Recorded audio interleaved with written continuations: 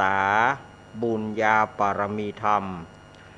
ท่านอาจารย์ท่านพระครูอภิวัฒนวิกรม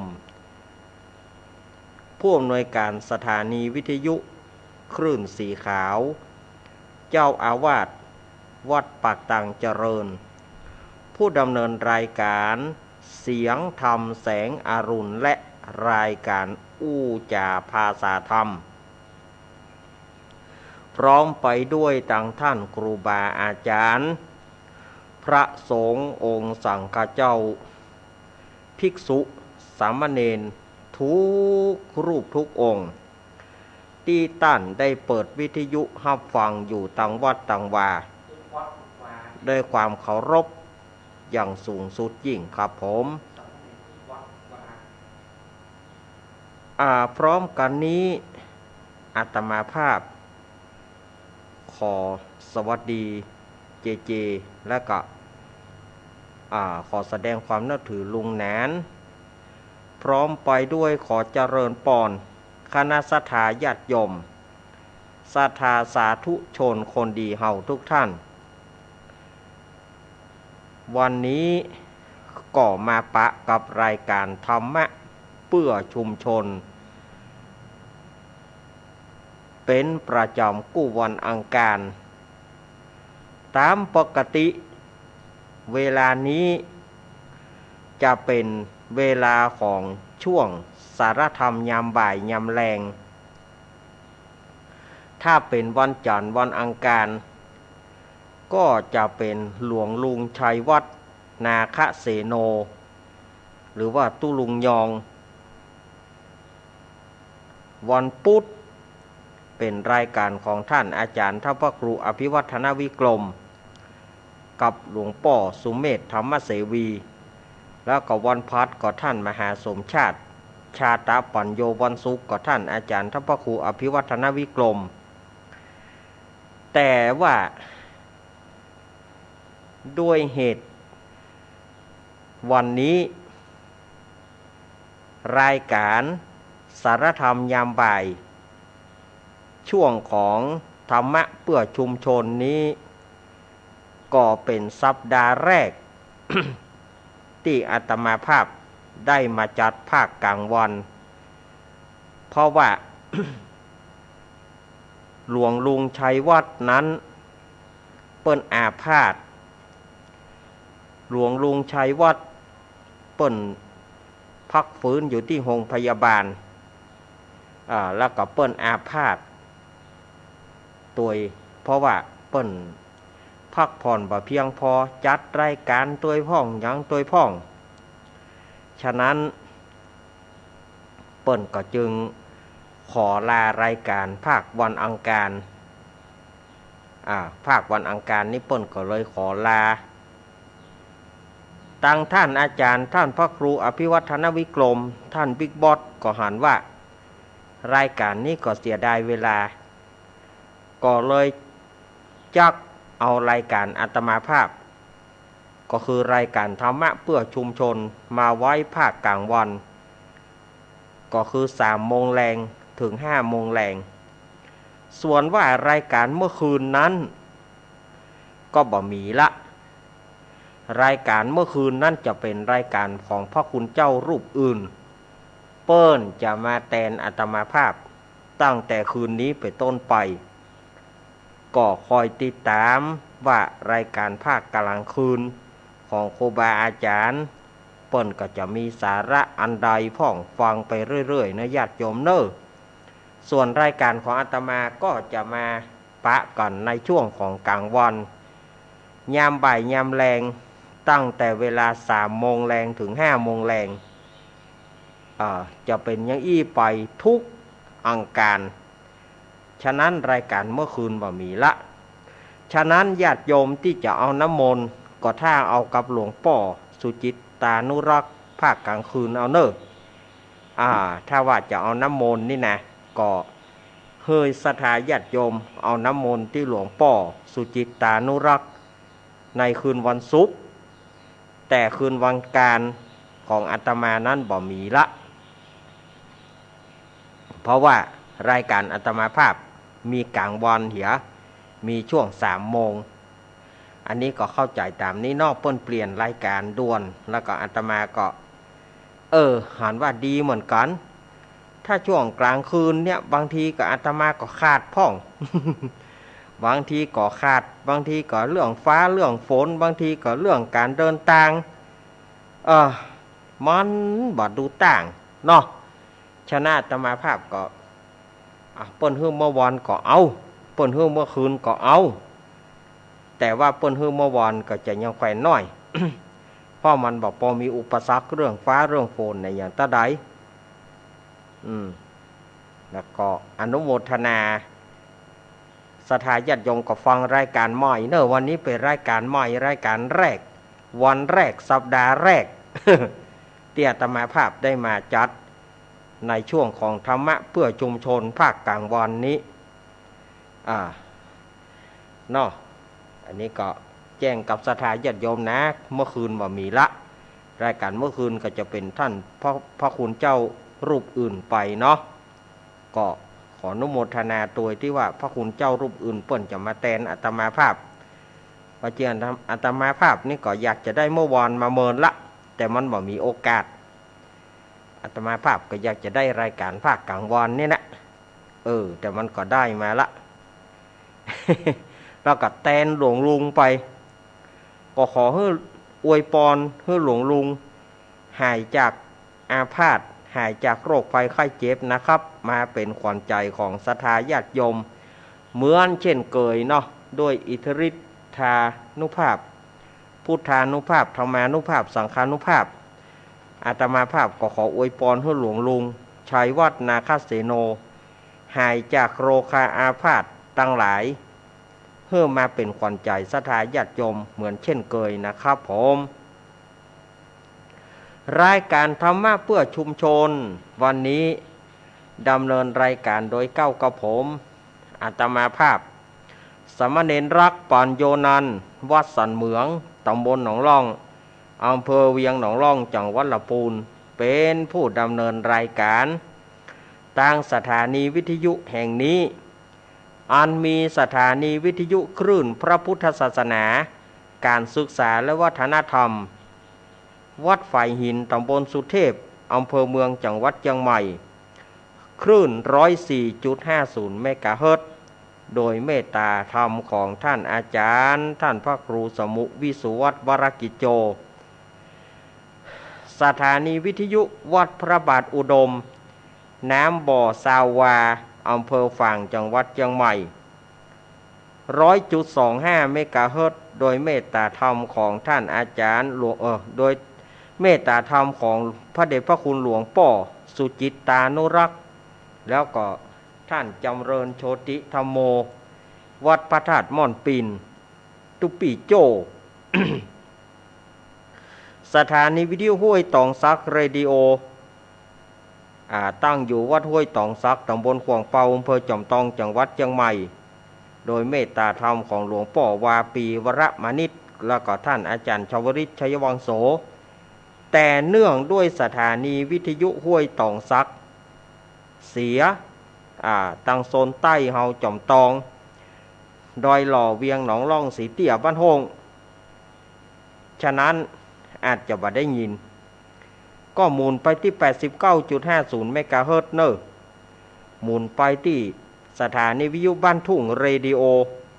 89.50 เมกะเฮิรตซ์คลื่นของป้ออุดมแม่เทียมวันเนอะหมุนมาฟังที่บ้านทุ่งเรดิโอกันแล้วกันเนาะโซนใต้นะเพราะว่าโซนใต้นี้อาจจะบ่ได้ฟังหลายบ้านหลายจองสถานีวิทยุมนเสียงธรรม 106.25 ตั้งอยู่ที่วัดบุพารามตำบลจ้างเคิงอำเภอแม่แจ่มจังหวัดเชียงใหม่โดยเมตตาธรรมของหลวงป่อมงคลวิสิทธิ์แล้วก็ท่านปรัตน์อุทัยสองอุทัยสถานีวิทยุบ้านทุ่งเรดิโอ 89.50 เมกะเฮิรตซ์ โดยการถวายเวลาของป้ออุดมแม่เทียมวันพุทธวงศ์สถานีวิทยุวัดศรีปันเงินอำเภอสันป่าตองสถานีวิทยุแม่วางเรดิโอสถานีวิทยุบ้านแป้นเรดิโอสถานีวิทยุวัดบุญยวาสจังหวัดลำปาง และหลายสถานีที่รับสัญญาณในวันนี้มาปะกันวันนี้ เป็นวันอังคารที่25 เมษายนพุทธศักราช 2566 เดือน 8 เหนือเดือน 5 ใต้ออกมานี่6 ค่ำพร่ำว่าเป็นวันอังคารวันนี้6 ค่ำตามฉลกเสียงโจกยกย้ายวันนี้เป็นวันใจยฤกษ์เนอสถาญาติโยมวันใจยฤกษ์ เปิ้นว่าลงเรือสำเปาไปกาวันนี้เป็นวันดีนะลงเรือสำเปาไปกาเหมาะ ฉะนั้นก็ศรัทธาญาติโยมตั้งหลายอาตมาก็เอาเกล็ดเล็กเกล็ดน้อยมาอู้ให้ศรัทธาตั้งหลายได้ฟังกันวันนี้อาตมาภาพก็จะได้น้อมนำพระธรรมเทศนาแบบพื้นบ้านพื้นเมืองช่วงนี้เป็นช่วงเดือน 8 เดือน 9ก็จะมีงานบวชงานเป็กบวชพระเป็กตุงานอย่างต่างๆงานบวชพระเป็กตุก็ยังมีอยู่วันนี้อาตมาภาพก็จะได้น้อมนำพระธรรมเทศนาพื้นบ้านพื้นเมืองในธรรมเรื่องอานิสงส์บวช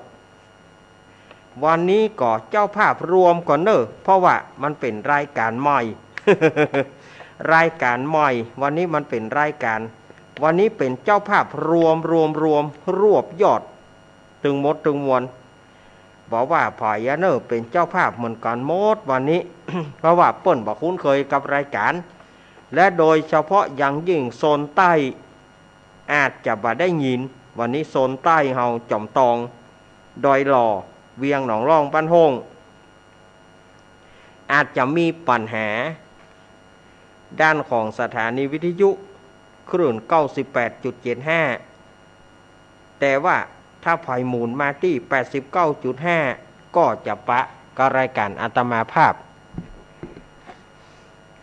นี่ก็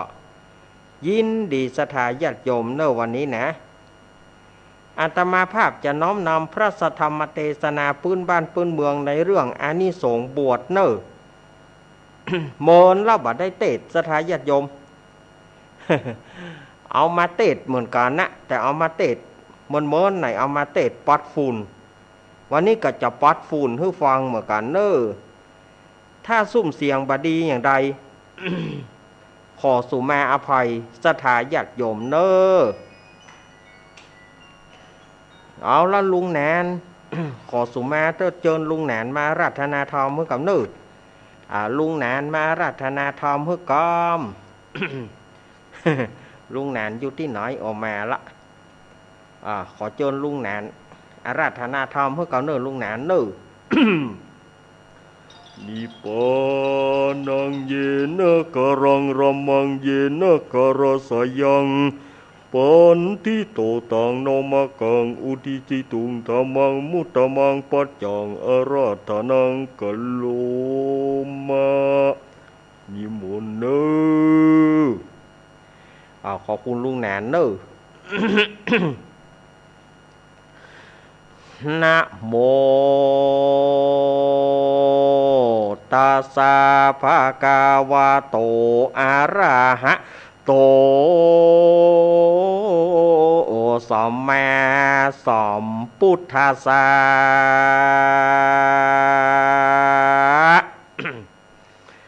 เอ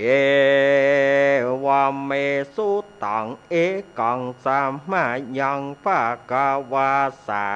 วัตถิยังวิหารติเจตาวาเนอนาถปินทิกัสสะอารามเมเอกังสัมมายังยังมีในการาคาบนึ่งซ้อยปางเมื่อพระเงาไทยสับปัญญูโตนเป็นครูแก่โลกทั้งสาม รักขณะงามเป่งปล่อยพระย่อซอยทรมานยังอยู่ในเกี่ยวกูเจตวันนารามอันมหาเศรษฐีเจตนาดีแต่งสร้างน้ำกล่าวแหงว่าอนาถปินทิกสะมหาเศรษฐีอันมีบ่อไก่เมืองสาวัตถีเต้าใดพระก็อาศัยซึ่งเจ้าผิวบ่อสาวชื่อว่าเจ้ามหินตะกุมารฮือเป็นพิญาณเป็นเหตุแล้วพระตนเกี่ยวจึงเตสนาว่ามาตาปิตามิจฉาทิฐิกาดังนี้ภิกขเวดูการาภิกขุตังหลายยังมีปุกละ3 คนพ่อแม่ลูกนางผู้แม่นั่นถือมิจฉาทิฐิส่วนผู้พ่อเป็นพรานเนื้อบ่มีใจเชื่อยังเกี่ยวทั้ง3มีใจบ่งามมนเศร้าส่วนลูกเต่าเป็นใจมีผิวกายงามสะอาดเจ้าก็มีใจขวาดยินดียังเกี่ยวเจ้าทั้ง3ประการก็มีแลส่วนว่าเจ้ากุมารผู้นั้นก็ขอกับหนอจันปิตามารดายอหัตถาน้อมไว้ซึ่งป้อไทยมาตาว่าข้าแต่ปิตามารดาพ่อแม่เป็นเจ้าข้าลูกเต่าก็มีใจอันเลื่อมใสใคร่บวชขอพ่อแม่จงโปรดคุณแน่ได้วางปล่อยอนุญาตให้ข้าลูกเต่าได้เข้าไปบวชในศาสนาแต่ดีหลีแดเตอส่วนว่านางผู้เป็นแม่ก็บ่อนุญาตแผ่วางไปเจ้ากุมารก็มาขอจะใจกับพ่อแม่ไทยทวน2 ตี 3 ตีส่วนพ่อแม่ก็บ่ยินดีวางปล่อยส่วนเจ้ากุมารน้อยน้อยก็มายินตอมก้อยมองจอยเข้าน้ำปัดจ่อยหลายหลากอาหารมากนาเจ้าก็บ่พุนจาสงเสพก็เพราะเหตุไข้บวชจริงอยู่ลวดมองเงาอยู่ซบเสาได้7 วันส่วนนางจอมขวัญผู้เป็นแม่หันลูกเต้าแผ่ก้อนอยากอาหารก็อินดูเจ้ากุมารลูกน้อยจริงได้ลวดปล่อยวางไปว่าดูราใส่ใจเฮ้ยลูกเต้าเจ้าจุ่งเข้าไปบวชแต่ตามใจแห่งเจ้าเตอะลูกเคยเมื่อนั้นสวนว่าเจ้ากุมารน้อยนาวหน้ามนเศร้ากลับหายมีใจสบายโดยหม้อจริงจาต่อกับมารดาว่าแม่จงปาข้าไปโดยรีบขออย่าฟีกยาวนานเมื่อนั้นนาสวนว่านางผู้นั้นก็เอาเจ้ากุมารไปฝากกับครูบาภิกขุสงฆ์ตนทารงจัตุปริสุทธสินใสโสดเก้าปันโกดอันงามตนมีสินบานบ่อเศร้าตนรักษากองเก่าวินัยครูบาต้านก็มามีใจใฝ่เอาใจใส่สั่งสอนธรรมสอนตั้งอักขระธรรมเฮือเจ้าปั้มเป่งตุกข้ามเจ้าสอนกำไว้ผาเจ้าและกองปัจเจเวกขณาสอนอัจ จะมะยาตังสีเฮือเจ้าร่ำเปิงทียังธาตุและบาลีว่าเจ้าจุงอยู่กินดังนี้นั่งยืนนอนเตียวนุ่งทารงดังนี้ว่าจุงมันไหวพระเจ้าและภาวนาอย่าขาดเจ้าอย่าได้ประมาทแต่ดีลีส่วนว่าเจ้ากุมารผู้นั้นก็ขอเอาเฮียนเอาเสียงจุบทบาทบาลีครูก็มาสอน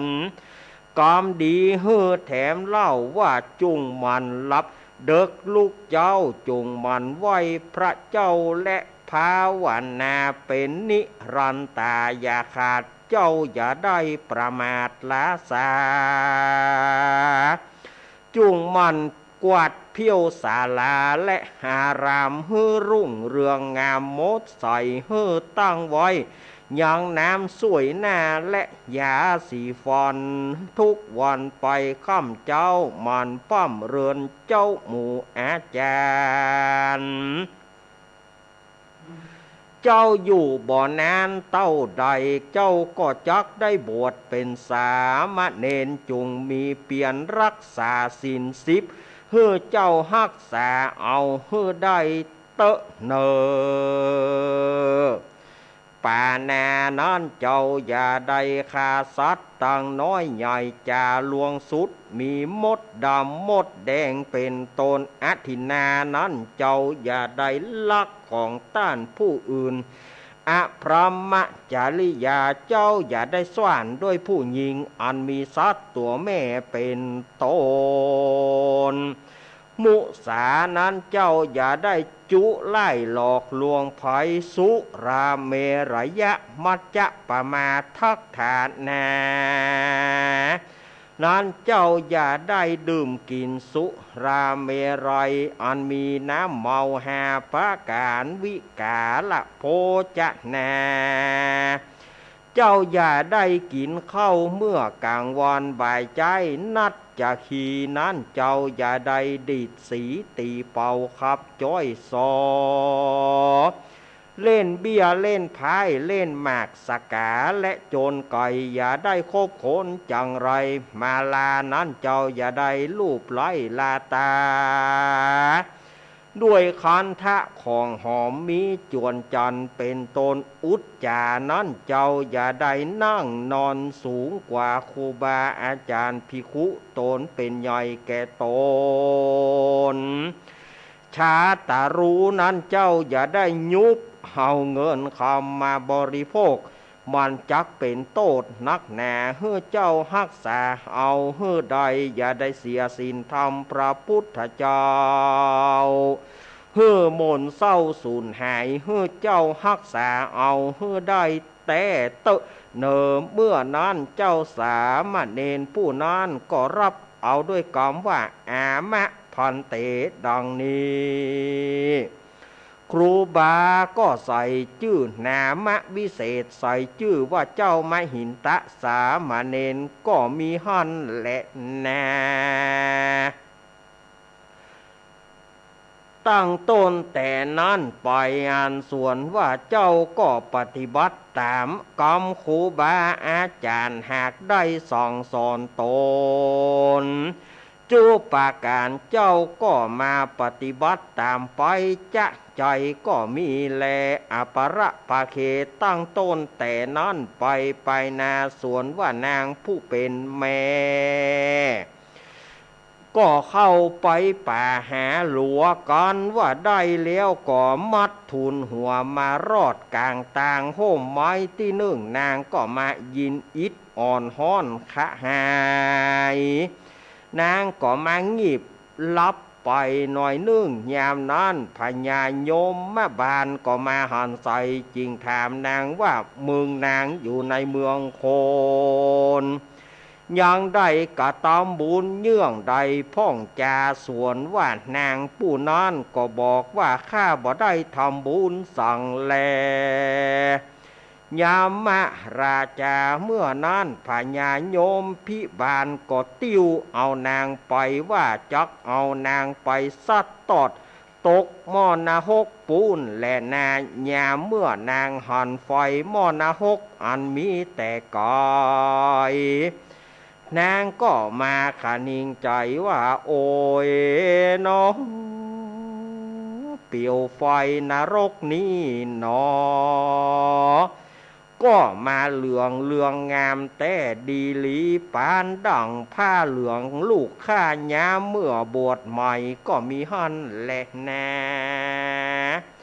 ยามนั้นโยมพี่พญาโยมพี่บานก็เฮือจานรกเอาหนังสือแม่อ่านดูก็หันว่านางนั้นได้กระทำบาปถือมิจฉาทิฐิก็เอาไม้แป้นมาตีปากนางสามกอมแล้วก็เอานางสัตว์ตอดลงในนรกก็มีหันแลนายามนั้นยังมีดอกบัวคำดวงหนึ่งใหญ่ประมาณเต้ากงกุยอันก็บุออกมาฮับเอานางไว้บ่เฮือนางได้ลำบากด้วยปะการสันใดมาทราขนเส้นหนึ่งก็บ่งอได้จานรกหันแล้วก็เป็นกวนงืดอัศจรรย์จริงยกเอานางขึ้นมาจากในนรกแล้วก็ถามนางว่าดูกรานางโหตูก็หักเอาปับหนังสือมาอ่านดูก็หันว่านางได้กระทำบาปแต่ดีหลีตูก็เอานางสัตว์ต่อตกในนรกปูนแล้ว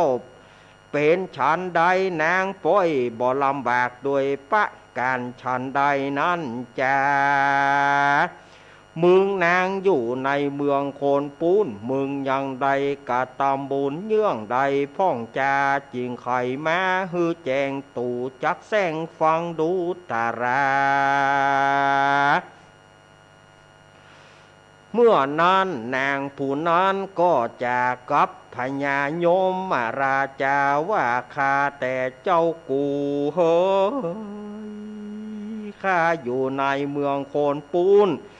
ข้าก็บ่ได้จำศีลกินทานสองสักสิ่งเต้าว่ามีลูกแก้วยิ่งบุตรตา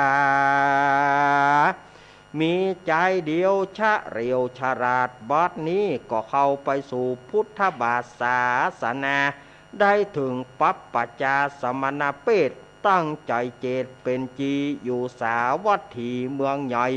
ข้าขอบอกเจ้าตามไฟก็มีแหละนาเมื่อนั้นยอมมาราชาสวนว่าพญายมพิบาลก็จึงเอานางปิกคืนสู่ที่เก่าก็มีหันและนาญาเมื่อนางมารอดเหือนตนแล้วก็มาเล่าให้ลูกเกี้ยวตนฟังจุประการเมื่อนั้นสวนว่าเจ้าสามเณรตนนั้นก็มาร่ำเปิงในใจว่าโอ้ยน้องกูอยู่ในเมืองคน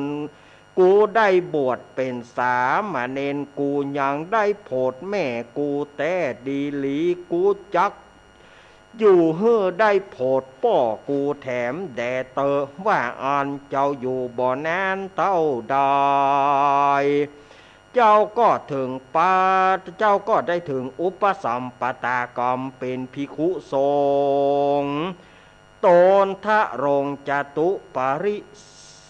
สุทธสินใสโสดเพื่อจักโพดเอาปิตาและญาติกาคกูลเจ้าก็กระทำบุญไปบ่เศร้าขอเฮียนเอาเสียงจุบทบาทบาลีมีพุทธกุลธรรมกุลสังฆกุลและตัวติงสาการมีเกษาผมเป็นตนก็มีแล อยู่มาบ่อนานเต้าใดส่วนว่าป่อแห่งเจ้าก็เข้าสู่มารณาเฮือบาปกรรมมาปบก้อยก็ได้เกิดเป็นเปตะวิสัยจริงจักเดินแสวงหาที่อยู่ลูกของตน ก็เววนไปพาไข่ก็ไปพบใส่พระปัณณะศาลาเจ้าก็ไปสัญญาตีต่อยเป็นประตูศาลาก้อยดังกะกอกกะกอกเพื่อจักบอกหือหูว่าตนแม่ตีสัญญาหันแล้วตนตั้นเกี่ยวจริงถามว่าเป็นปุกระผู้ใดนั้นจะเมื่อนั้นสวนว่าป่อแห่งเจ้าก็กล่าวว่าข้าหากเป็นป่อเจ้าแลว่าหันเมื่อนั้นตนตั้นก็แผ่เมตตาเฮยังพิตาป่อเจ้าถึงวันผูกเจ้าตั้นก็เข้าไปบินที่บาทใดเข้าน้ำโพจะนะอาหารก็อุทิศตานไปหาปิตามารดาพ่อแม่เฮือได้โป้นแผ่ออกจากเป็ดบัดเดียวก็รีบเร็วคืนนะก็รีบเร็วขึ้นสู่สวงสวรรค์นะมีภาษาได้15 โยชน์ก็ปรากฏต่อหน้าตันตากับตั้งนางมารดาปู่แม่สร้างบุญบ่แว่ไปไหนจิ้งอยู่ห่อใจร่วมห้องในพระเทศต้องตาวะติงสาสวรรค์ก็มีหันแหละนะทีนี้จักกล่าวจะยังอานิสงส์บวชก่อนแหละนะผู้ใดได้บวชลูกตนเป็นสามเณรมีอานิสงส์4 กัปเป็นภิกขุหรือว่าเป็นตุเจ้ามีอานิสงส์8 กัปแม้นว่าเอาลูกต้านมาบวชอานิสงส์ก็ได้สันเดียวกันแลผู้ใดได้บวชฆ่าตนคือได้เฮือลูกน้องป้องปายแห่งตนไปบวชเป็นสามเณรได้อานิสงส์2 กัปเป็นตุเจ้ามีอานิสงส์4 กัปบุคละผู้ใดได้เฮือผัวก็ดีเมียก็ดีได้บวชเป็นสามเณรได้อานิสงส์12 กัปเป็นตุเจ้ามีอานิสงส์16 กัปผู้ใดมีใจใส่ศรัทธายก ยกเอาตนตัวเฮือได้เป็นสามเณรมีอานิสงส์16 กัปเป็นตุเจ้ามีอานิสงส์18 กัปอ่านว่ากับ1เปิ้นอุปมาดังรือนั่นจ้าก็เปิ้นอุปมาเปรียบไว้เป็นดังหินก้อน1สูงได้ปันวากว้างได้ปันวา100 ปีติบนายเทวดาจักเอาผ้าอ่อนสุขุมานเอาผ้าติบมากวาดเถียเตื้อเมื่อใดหินก้อนนั้นค่อมกร่อนไปเปียงดินเลี่ยนเกี้ยงดังแน่กองใจเมื่อนั้นเมื่ออันจึงได้ชื่อว่ากับ1นั่นแลส่วนว่าเจ้าภิกขุตนนั้นก็ปฏิบัติตามไปจะใจก็ได้ถึงก็ได้เป็นเจ้ามหินตะเทนในการบัดนี้แลนาเตวะเตสนาปริโยสาเนในเมื่อแล้วพระสัทธรรมเตสันแนส่วนอันบริษัทต่างหลายล้างพ่องก็ได้ถึงธรรมวิเศษมีปเตศว่าโสตาสกิตากาอรหะอนาคาอรหันตาตามบุญสมปานแห่งตนอันใดกตาที่การมาดังกล่าวมานี้แลนาปัปปัจจาอานิสังสานิทิตาขีญา2 วันนาวิเศษจาห้องเหตุอานิสงส์บวชก็บังคมสมเลศสาเดชสาธุสาธุสาธุอ้าวศรัทธาญาติโยมที่เป็นเจ้าภาพการเทศน์เอามาเกณฑ์เลยเนอะมาเกณฑ์เลยพ่องก็จะตานจองเพื่อพระน้อยพ่องก็จะตานจองให้เน้นน้อยพ่องก็จะตานมุงพ่องก็จะตานมุงพ่องก็จะตานสุดเอามาให้เน้นน้อยพ่องก็จะตานผ้าลบตักลบนั่งพ่องก็จะตานหมวกว่อมขอตานให้เน้นน้อยกุศลกุองค์ที่บวชวันนี้เนอะอีนะพ่องก็ตานถุงย่ามพ่องก็ตานเกิบพ่องว่าพ่องบัตันได้เกิบกับเปียได้รองเท้าอีแม่จะตานตัวยินดีเนอะ ตานตึงเกิบตานตึงรองเท้านะหนู เออเอามาโอ้อันนี้อย่างเนี่ยถุงย่ามมาแฮถุงย่ามดีๆเฮาเอาหมด ถุงย่ามงามๆเฮาเอาหมด ว่าเล่นหนึ่ศรัทธาญาติโยมตั้งจิตตั้งใจเอาปอนนื้ยะถาวาริวหาปูราปาริปุเรนติสาครังเอวะเมวะอิโตทินังเปตานังอุปคปติอิชิตังปฏิตังตุมหังคิปะเมวะสมิสตุสัพเพปุเรนตุสังกปาจันโทปนารโสยถามณีโชติรโสยถาจายสิทธิธานังลาพังโสถีภกยัง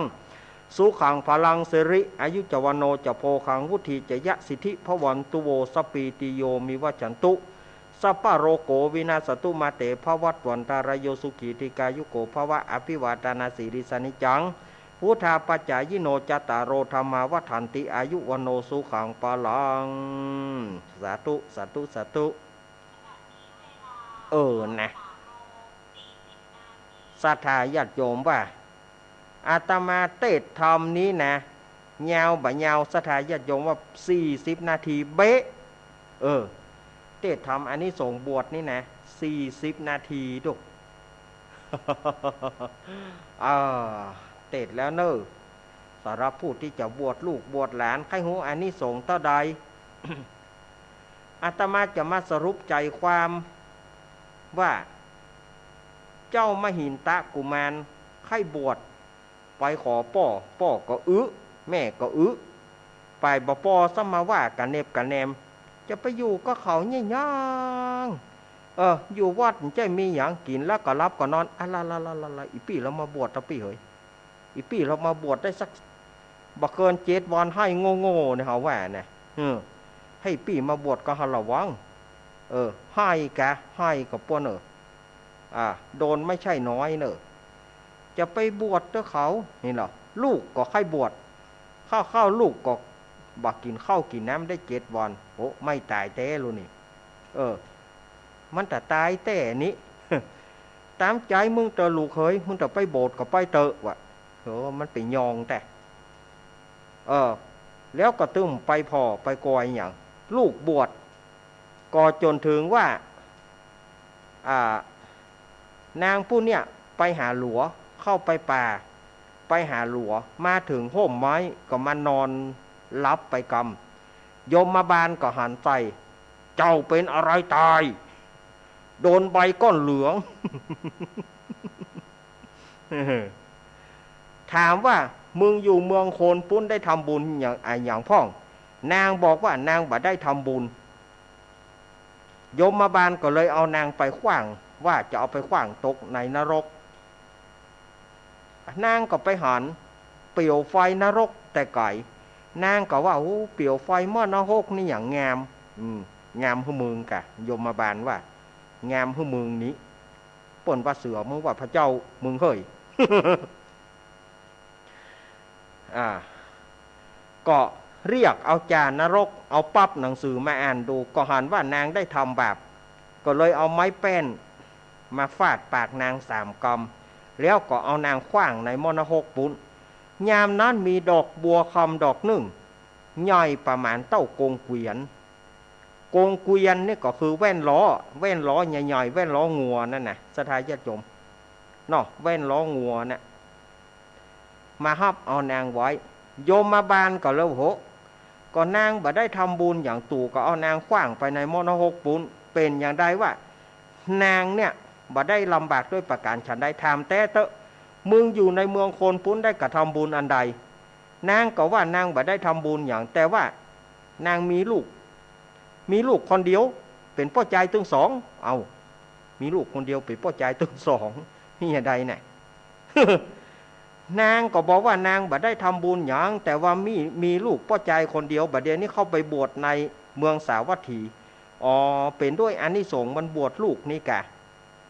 ก็เลยปล่อยนางคืนมาเมื่อนางคืนมาแล้วนางก็บ่ปิดไปบ้านเข้าไปวัดสามเณรน้อยก็กลัวแม่เอาซิก โล่นแม่บ่ได้เอาซิกนะฟังแม่ก่อนแม่จะอู้ให้ฟังก็อู้ให้ลูกตนฟังสามเณรผู้นั้นก็ว่าโอ้เฮาได้บวชเป็นเนนได้โพดแม่เฮาจะอยู่ได้จนเฮาจะบวชเปกตุได้โพดป่อเจ้าก็ได้เปกตุเมื่อถึงอายุสาวกุดถังนาทิพันเตคันโทนาทิพันเตกิลาโสนาทิพันเตโสโสนาทิพันเตอปมาโรนาทิพันเต หูแผ่ปุ้นกันนะแล้วก็ ได้เปกตุอยู่บ่เมินตาใดป่อเปิ้นตาย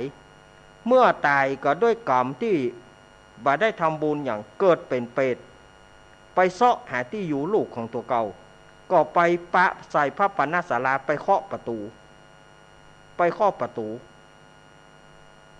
ยามนั้นเจ้ามหินตะ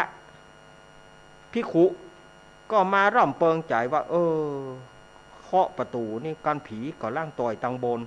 การว่าคนก็ต่อยตังกลางการว่าสัตว์เดรัจฉานก็ล่างต่อยไปต่ำอันนี้มันเสียงผีนี่ต่อยตังบนอันนี้เปิ้นยังพิจารณาได้อยู่นะ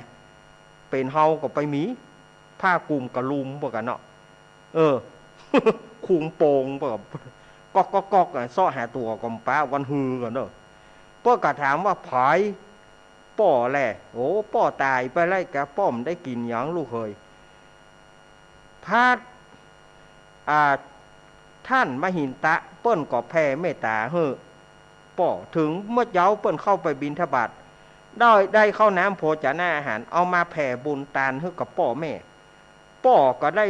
ลวดขึ้นสู่สวงสวรรค์ชั้นฟ้ามีปราสาทได้15 โยชน์นางมารดาผู้เป็นแม่ก็สร้างบุญบ่แหวไปไหนได้อยู่จันดาวดึงได้อยู่หอใจร่วมห้องเหมือนกันอันนี้เปิ้นกระจ๋าอันนี้ส่งบวชผู้ใดได้บวชลูกตนเป็นเนนได้อานิสงส์4 กัปเป็นตู้เจ้าได้อานิสงส์8 กัปเฮาจะเอาลูกเปิ้นมาบวชอานิสงส์เฮาก็ได้เหมือนเดียวกันผู้ใดได้บวชลูกน้องป้องปายได้ฮื้อลูกน้องป้องปายลาไปบวชเป็นเนนได้อานิสงส์2 กัปเป็นตู้เจ้าได้อานิสงส์4 กัปภายได้ฮื้อผัวก็ดีเมียก็ดีได้บวชเป็นเนนอานิสงส์12 กัปเป็นตู้เจ้าอานิสงส์16 กัปผู้ใดมีใจใฝ่ศรัทธายกตัวเก่าเป็นสามเณรได้อานิสงส์16 กัปเป็นตู้เจ้าอานิสงส์18 กัปอ่านว่ากัปหนึ่งนะเปิ้นอุปมาเหมือนว่ามีบะหินก้อนหนึ่งสูงปานวากว้างปานวา100 ปีติบไหนเทวดาจะเอาผ้านิ่มอ่อนผ้าละเอียดสุขุมานมาลวดเถียกำหนึ่งเมื่อใดบะหินก้อนนั้นค่อมหรือว่ากล่อนไปเปียงแผ่นดินเลี่ยนเกี้ยงดังหน้ากล่องใจเมื่อนั้นจึงได้ชื่อว่ากัปหนึ่งส่วนเจ้าภิกขุตัวนั้นก็ปฏิบัติจนได้สำเร็จเป็นพระอรหันต์ได้เป็นพระมหินตะเถรในการบัดนี้อันนี้คือใจความของธรรมอานิสงส์บวชที่อาตมาภาพได้นำเอามาเทศและสรุปสู่ศรัทธาญาติโยมในวันนี้ อาจจะเป็นประโยชน์กับศรัทธาญาติโยมอาจจะบรรนักก็น้อยก็เดี๋ยวจะไปฟังหมุนไปไหนเต้อเนอวันนี้มีละครให้วันนี้มีละครให้ฟังนะวันนี้นะ ละครคณะลุงอ้ายและสหายวันนี้มีลุงอ้ายปี่นานก้อนลุงไอ้40,000อุ้ยนานถาวันนี้ครบทีมเนอะวันนี้ละครเรื่องหยังก็เดี๋ยวก้อยฟังกันเนาะช่วงที่2กันเนาะช่วงที่2ก้อยมาฟังละครด้วยกันวันนี้ก็หมู่เฮาก็แผ่เมตตาขอบุญกุศลแผ่ไปถึงหลวงลุงชัยวัดเนอะส่งผลบุญให้กับหลวงลุงชัยวัดนาคาเสโนหรือว่าตู้ลุงยองเพื่อเปิ้นหายจากโรคาอาพาธอุบัติอันตรายเนอะเพื่อเปิ้นปิกมาจัดรายการได้อย่างเก่าเนาะวันนี้อาตมาภาพก็ได้มาแทนแล้วก็ลวดเข้ารายการของตัวเก่าไปเลยวันนี้แจ้งกับศรัทธาญาติโยมเนอะรายการเมื่อคืนไม่มี รายการเมื่อคืนบ่มีละอดได้น้ำมนต์แล้วเนอะศรัทธาญาติโยมถ้าไปเอากับหลวงพ่อสุจิตานุรักษ์ปุณเนอร์วันศุกร์เนาะรายการอาตมาภาคกลางคืนไม่มีละ เหลือแต่ภาคกลางวันเท่านั้น เออเนาะอันนี้ก็ศรัทธาญาติโยมแหมบ่เมินก็เดือนแปดเปงเดือนแปดเปงก็สลงน้ำบอกว่าจะเป็นวัดพระธาตุดอยน้อยเขาก็จะสลงน้ำเดือนแปดเปงนี่นะตรงกับวันที่สี่พฤษภาคมวันที่สี่พฤษภาคมปีนี้วันที่สี่นี่ก็จะมีการส่งน้ำต่างๆวัดพระธาตุดอยน้อยวัดพระธาตุหาริปูนใจจะวัดละปูนวัดไหนแถวหลายวัดหลายวานที่เปิ่นจะส่งน้ำพระธาตุเดือนแปดเปงนี้ปีนี้ใช่วันวิสาขบูชาของอาจารย์ไม่ใช่วันวิสาขบูชาจะเป็นเดือนหน้าก่อนจะเป็นเดือนหน้าก่อนรู้สึกว่าจะเป็นวันที่2หรือว่าวันที่3มิถุนายนเมื่อก่อนแม่เดือนมิถุนาเพราะว่าปีนี้มันเป็นอาทิตย์กมาศเป็นเดือน12เตื้อปีนี้มันก็มี13เดือนตามภาษาเมืองแท้ๆนะตามกำเมืองแท้ๆน่ะมันมี13เดือนปีนี้เพราะว่ามันมีเดือน12เตื้อเดือน10แล้วก็ไปเป็นเดือน10เดือน10หลังพวกจะเข้าภาษาอันปีนี้มันก็มี13เดือนเนาะเนาะนะว่าคนเดียวก็ตอบคนเดียวนะฮะ เจว่าลองยิกพอตัวเก่าแล้วหูคิงก็หูอยู่แน่ หูอยู่แน่หูอยู่ไม่ลืมแต่ว่าอู้ไปเนี่ยคือบ่ผิดละว่าปีนี้มันมี13เดือนมันถูกแล้วแหละเพราะมันมีเดือน8หรือว่าเดือน12โหนมันก็แมนแล้วเน่ศรัทธาญาติโยมปีนี้วิสาขะก็เลยเลื่อนไปเดือนหน้าก่อนวิสาขะเลื่อนไปเดือนหน้าก่อนเดือนหน้าก่อนเนาะเพราะมันเป็นเดือน8 2โหนเพราะว่าอาทิตย์กมาศนี่ใจเย็นๆมันบัดถึงเตื้อแต่ว่าเดือน8เปงอย่างส่งน้ำพระธาตุวัดพระธาตุดอยน้อยเฮาก็บ่เปลี่ยนเหมือนเดิมเหมือนเดิมอาตมาก็จะได้ไปเนี่ยวันนั้นนะวัดแม่เทยก็มีวัดแม่เทยอำเภอลีวัดอะไรอย่างก็วัดพระธาตุหาริปูนใจวัดวัดสายมูล เฮ้ยวัดสายมูลแม่กาวัดของหลวงพ่อสังวรศรีลาภิรักษ์น้องเบี้ยวก็จวนไว้จะได้ไปบ่ได้ไปน้องเบี้ยวเพราะมันมีหลายงานนะวันนั้นมันพัดวินน่ะน้องเบี้ยวพัดวินพัดวินไปทางนั้นก็วินไปทางนี้วินไปทางนี้ก็วินไปทางปุ่นมันพัดวินอยู่หั่นน่ะเนาะถ้าบ่ได้ไปสู่มาอภัยหลวงพ่อสังวรศรีลาภิรักษ์นะครับถ้าลูกหลานได้ไปลูกหลานก็จะไปถ้าลูกหลานมันบ่ได้ไปสุดวิสัยสู่มาหลวงพ่อเถอะมันจะได้งานมันก็คือนักเหืองานมันก็คือนักเหียงานวัดนั้นหล่นไปวัดนั้นจากวัดนั้นหล่นไปวัดนั้นล่าไปฟังอีเกบุบกันนะสดายญาติโยมโปรดของเฮาว่าเราอ่อนบุบกันเฮาว่าพ่อแม่นี่อย่ามาสวกแต่สวกว่าบุบกันบังไปว่าอีเก อีเกบุบกันเฮานึกว่าเฮาก็ยังกึดในใจในนี่อย่าบุบลูกตัวเก่าแปลว่าอีเกบุบกันมันเป็นฉากบุบลูกมันบุบอยู่บ่มบ่ม หรือว่าอีเกปีนี้วัดไหนวัดตะการบัดเตื้อกับแม่จันเนาะ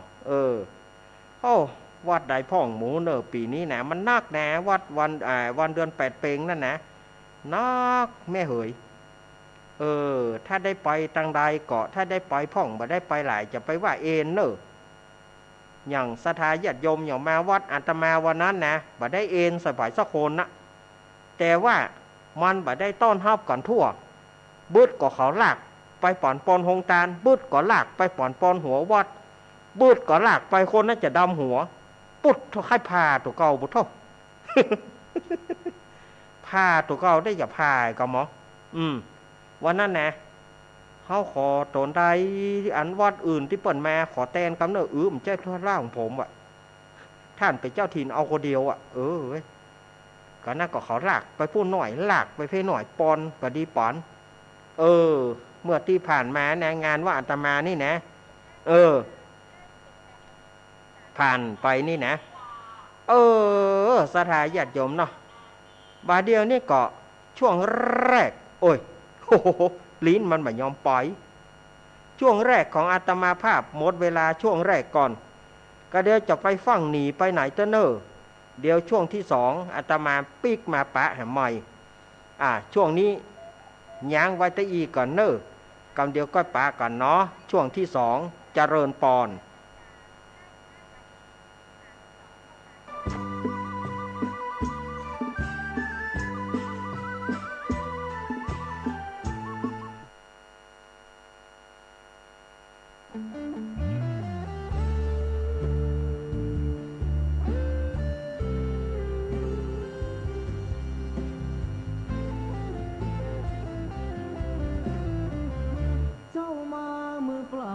จะเอาอะไรเมื่อตอนเจ้าไปเจ้าก็ไปมือเปล่าเช่นกันชื่อเสียงหยดลาบหากเอาไปไม่ได้สักอันแล้วใหญ่ยื้อแย่งแข่งขันก็ป่วยกันฆ่าฟันตัดรอนเงินทองตามส่งแค่โรงพยาบาลญาติมิตรวงวานลูกหลานส่งแค่เชิงตะกอนจะมีใครเล่าอยู่กับเรานอนเฝ้ากองฟอนวางดอกไม้จันทร์แล้วจรกลับไปนอนบ้านใครบ้านมันใหญ่ขับฟ้า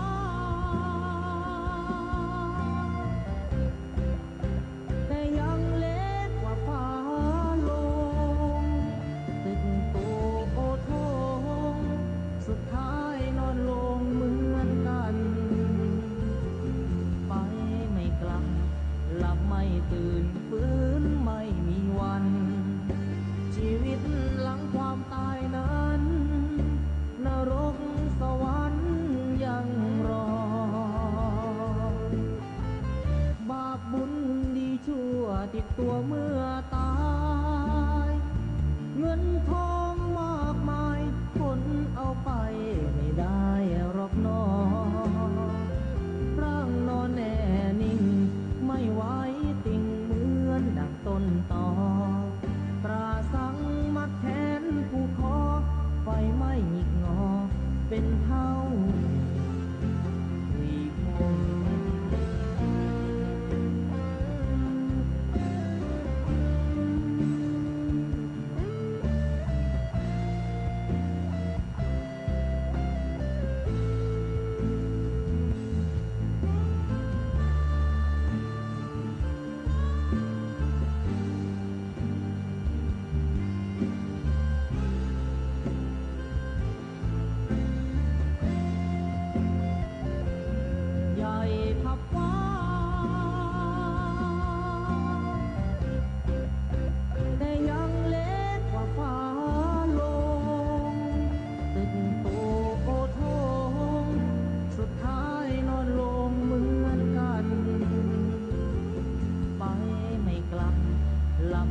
ตื่นฟื้นไม่มีวันชีวิตหลังความตายนั้นนรกสวรรค์ยังรอบาปบุญดีชั่วติดตัวเมื่อตายเงินทองมากมายคนเอาไปไม่ได้หรอกน้อร่างนอนแน่นิ่ง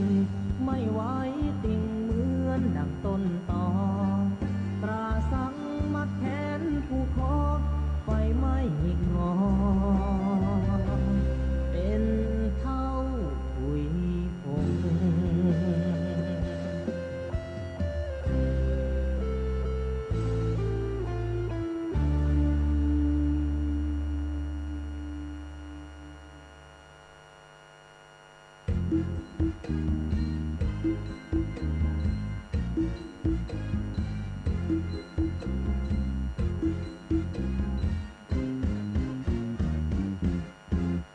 ไม่กลับชีวิตดับแน่นอนบนเชิงตะกอนผู้คนต้องนอนที่นั้นชีวิตยังมีควรสามัคคีรักกันอย่าแบ่งชนชั้นช่วยเหลือกันต่างพึ่งพาหลับไม่ตื่นปลุกไม่ตื่นต้องตายหมอช่วยยังไงก็ช่วยไม่ได้ดอกนาหมดลมหายใจหมดเรื่องต่างๆนานาต่อให้หมอเทวดามาชุบชีวาก็ไม่หายใจฟื้นไม่มีใครทำดีก็ตายดีตอนนี้ชีวิตสะสมความดีให้มากไว้ยึดเอาธรรมะมาชำระจิตใจสิ้นลมเมื่อไรก็จะได้ไปสู่สวรรค์มีไม่พ้นทุกคนที่เกิดมาเมื่อถึงเวลาก็มรณากันทั้งนั้นมีเกิดมีดับต้องลารับเข้าสักวันอยู่ได้นิรันดร์คือความดีที่ไม่ตาย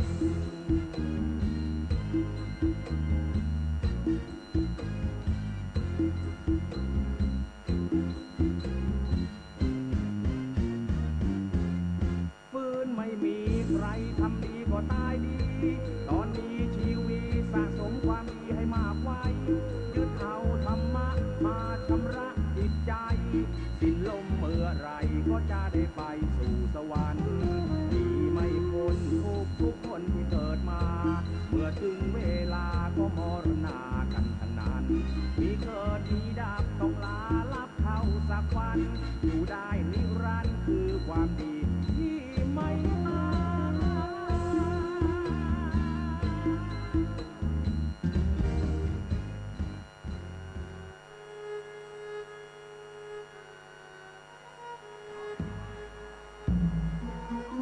เอาละสถาญาติโยมสาธุชนคนดีเฮามาถึงช่วงที่สองของรายการธรรมะเพื่อชุมชนตั้งสถานีวิทยุแห่งนี้อุ้ยสุมาเตอเนอเสียงฟ้าห้องเอาตึกไหนตึกห้อนนะเนอถ้ามันบะขาแหลมก็ใจได้อะนะถ้ามันขาแหลมก็อาตมาภาพก็ต้องปิดเครื่องใหญ่นี่เนอะขอให้รายการจบก่อนเนอะเทวดา รายการธรรมะเพื่อชุมชนดำเนินรายการโดยอาตมาภาพสามเณรรักปอนโยนอนก็ปิกมาเล่ามาเตดมาอู้คือสถาญาติโยมได้ฟังช่วงที่สองช่วงของธรรมะเพื่อชุมชนสถาญาติโยมที่จะโทรศัพท์มาใจเย็นๆก่อนเนอะใจเย็นๆก่อนฟังโทรมาเตือนเนาะก็เดี๋ยวก็โทรมาหาก่อนก็เดี๋ยวรับรองได้อาตมาเปิดสายให้ได้โทรแน่แต่ว่ามันจะกืนเหมือนเมื่อคืนนี่มันก็คงแบบกืนเนาะภาคเมื่อวานนี่ก็คงจะมันก็คงจะน้อยไปหน่อยเนาะก็บอกว่ากันเนาะ ศรัทธาญาติโยมสาธุชนคนดีเฮาปีใหม่แล้วก็เหงาไปหกรรมพอปีใหม่แล้วกินข้าวบะลามไปหกรรมมันอย่างไรก็หมูมันจะไปขี้จ้อนไปหกรรมก่อนกินข้าวก็บะลามมีอย่างเดียวกินก้านน้ำกินก้านน้ำบ๊อบกินน้ำนี่ผมเหมือนเปิ้นรอต่อกินน้ำตาใดบ่ปอสถาญาติโยมว่าเข้าบ่เต้าใดชอบกินข้าวกับของหวานปุ่นมันซ้อหาตีนะกินข้าวกับของหวานปุ่นแต่งลอมเหียถ้าหากว่าไฟดับแพบเกาะเอวองก็มีด้วยประการฉะนี้นะโยมเนอะ เพราะว่าบอกฮู้ว่าฝนจะตกก็เมื่อหมอมีอย่างเตื้อเขาจะมาเล่นละครก่อนเจิญคณะลุงอ้ายและสหายเจิญไอ้ก้อนมาไอ้ก้อนมาเลยสวัสดีสวีดัสสวัสดีครับคุณผู้ฟังที่เคารพพบกับผม นายก้อนทองรูปรอโอ้ยโอ้ยโอ้ยน่อฮาอุตส่าห์เลี่ยงแล้วนะเจ๊เหยก็เดียวกันเนอะเดี๋ยวแกขี้ฟังโซนไอ้ตัว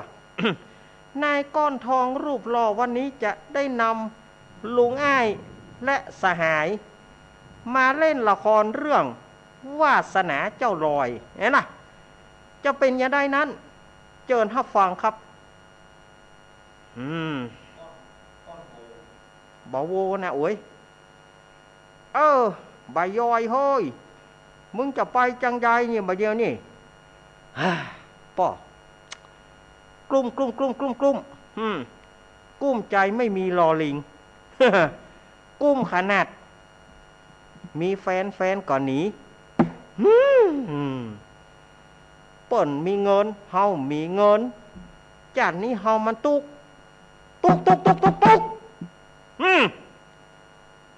โคตรแล้วเหรอ เปิ่นรวยเรามันจนเราก็จนต่อไปใครจะรวยเท่าไรปล่อยให้รวยเสียให้เข็ดเฮามันตุกกินตุกนอนตุกเตียวตุกนั่งตุกทำงานลักจ้างมันบ่เหมือนแบกหมอนตุกเข้าวิทย์แรงตุกแกงวิทย์ตอนเปิ่งปี่เจ็บต้องเปิ่งน้องเจ็บไส้มันตุกไปตุกบอดแฟนก็หนีเฮาซ้ำเกิดมาจื้ออย่ามาจื้อลอยอีป่อใส่ของเฮาลอยแต่กะลอยขึ้นบนอากาศปุ่นใจขึ้นหอ อย่างว่านั่นเนาะชื่อนั้นสำคัญชะไหนนั่นนะชีวิตไอ้ลอยชีวิตเจ้าลอยวาสนามันน้อยเจ้าลอยมันโจรเฮ้ยเกิดมาจากนี่ไผ่จะเหมือนเจ้าลอยเนาะไผ่จะเหมือนเจ้าลอยกินเหล้าให้มันเมาดีกะใจขึ้นเหรอ เฮ้ยลอยนี่อย่างวะ มานั่งหน้ามองตองเศร้าอย่างนี้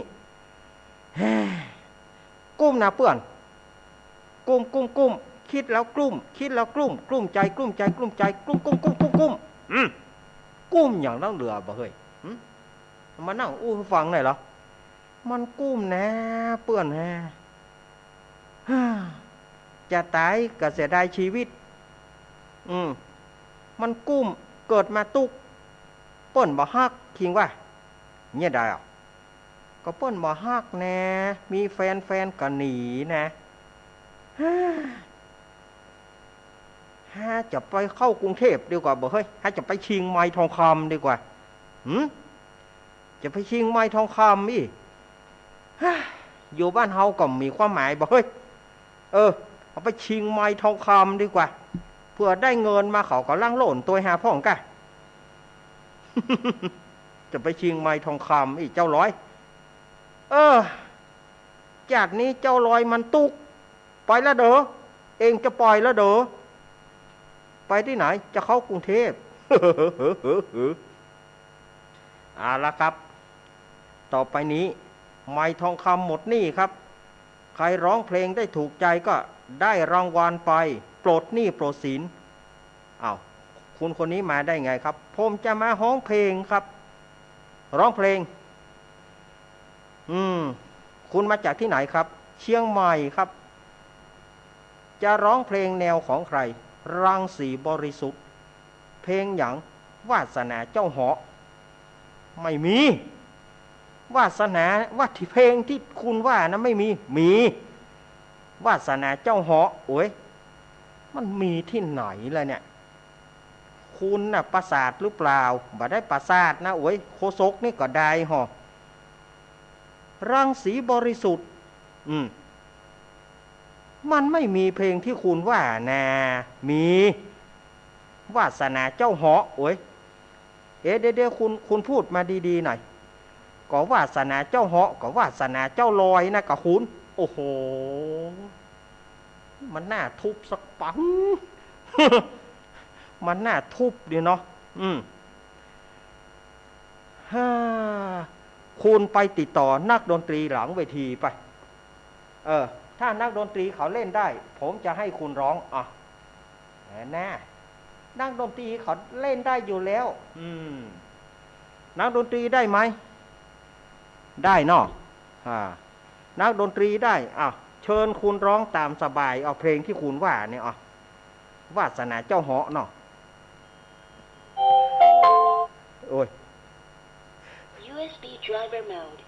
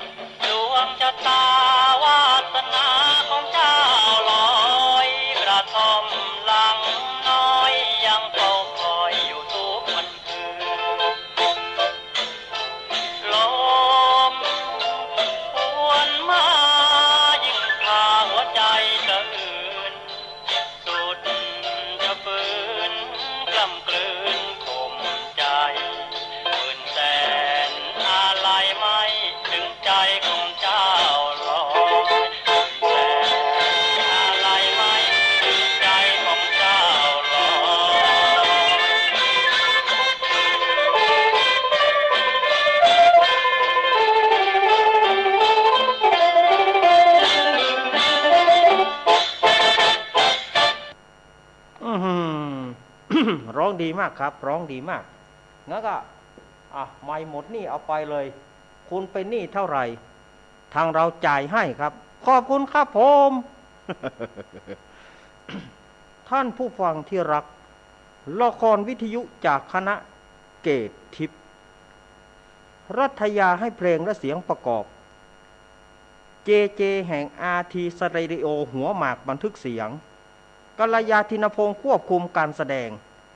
รุ่งสยามดำเนินงานได้ผ่านท่านผู้ฟังไปแล้วสำหรับวันนี้ ขอเชิญท่านรับฟังเรื่องใหม่ของเราต่อไปซึ่งคณะเกตทิพย์จะได้นำเสนอเพื่อความบันเทิงแด่ท่านเป็นประจำในเวลาและทางสถานีเดียวกันนี้ก่อนจากกันขอผู้ฟังทุกท่านจงโชคดีมีความสุขสวัสดีครับเดี๋ยวคณะอย่างเหรอคณะเกตทิพย์หน้าเหี่ยวยุ่มย้ำพอยังพริกจีคณะจีพริกดีกว่าก้าหาว่าละมาแถมละโคนหน้าบังไงเสียดายจื้อป่นคณะเกตทิพย์คณะจีพริกน่าจะดีกว่าหน้าเหี่ยวเหมือนพริกจีโอ้นี่บอกเฮ้ยเสียมดละครก็จบไปเล่นกันเนาะศรัทธาญาติโยมเล่นกันไปอย่างกับไปจะไปถือไปตือกันศรัทธาญาติโยมถ้าสไตล์อาตมานี่นะสไตล์อาตมานี่เปิ้นใส่ฉายาว่าใดหวานไม่เป็นบูลูกเดียว มีก็นอกเพลงวาสนาเจ้าเหาะไม่มีก็วาสนาเจ้าลอยแสดง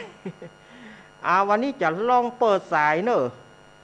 บ้านไผ่ฝนตกฝนห้ามมาพ่องอาตมาจะเปิดสายพอนะนอญาติโยมจะอยู่จุดไหนตั้งใดนอลองโทรมาเนอะเดี๋ยวกันเนอะโทรศัพท์มันเท่าเหมือนหน้าเจ้ามัน ออกมาเลยออกเลยอีกะออกกะช่วยกันทำมาหากินหน่อยอาตมาเปิดสายเฮ้เนอ089-214-0135 สายแรกเจป้าใจไม่ยิงป้าใจก็ไม่ยิงห้ามวันนะเจริญปอนติดแล้วจากตั้งได้ยายพรร้องงัวแดงสันกำแพงเชียงใหม่ใจเลี้ยวฝนตกก่อนไหนยายพรแดดเสล่แล้วจ้าตกว่าผ้าห้องบ่ได้ละผ้าห้องบ่ได้ยายพรเฮ้ยตุลุงเป็นไงหรอตุลุงเปิ้นบ่สบายเนาะเปิ้นพักผ่อนบ่เพียงพอว่ะเปิ้นเลยพักฟื้นเถอะก่อนโรงยาหรอในเชียงใหม่เนี่ยแต่บ่ฮู้โรงยาไหนนะโรงยาจะรออีกาวันหน้าจะไปเอายานะกะตัวเจ้ายาความดันน่ะขอบคุณยายพรนักเนออยู่ดีมีสุขนะยายพรแล้วก็ว่าจะเขามาหาไม่น้อยอุ้มไม่น้อยฟังอุ้มไม่น้อยฟังเห็นเอาอยู่ดีมีสุขนะยายพรนะตอนนั้นเนี่ยก็เยอะหาลูกเห็นครับสาธุยายพรร้องงัวแดงสันกำแพงเชียงใหม่เจว่าโยมผู้หญิงแม่นแต่ยายพรสายที่แรกจากร้องงัวแดงสันกำแพงเชียงใหม่สายที่สองจากต่างใดเจริญปอนกับไว้สาบารมีธรรมครับน้องเบี้ยวครับผมน้องเบี้ยวมาละปัดท่าวันนี้ได้ตึงธรรมะได้ตึงความบันเทิงได้ตึงละครครับวันนี้ได้3 อย่างครับ3 อย่างเนาะครับโอ้วันนี้ได้ตึง3 อย่าง3 รส 3 ชาติบ่3 รส 3 ชาติอย่างถ้าเป็นกับข้าวนี่ได้ตึง3 รสชาติเลยตึงเผ็ดตึงเค็มตึงหวานตึงมันขอบคุณ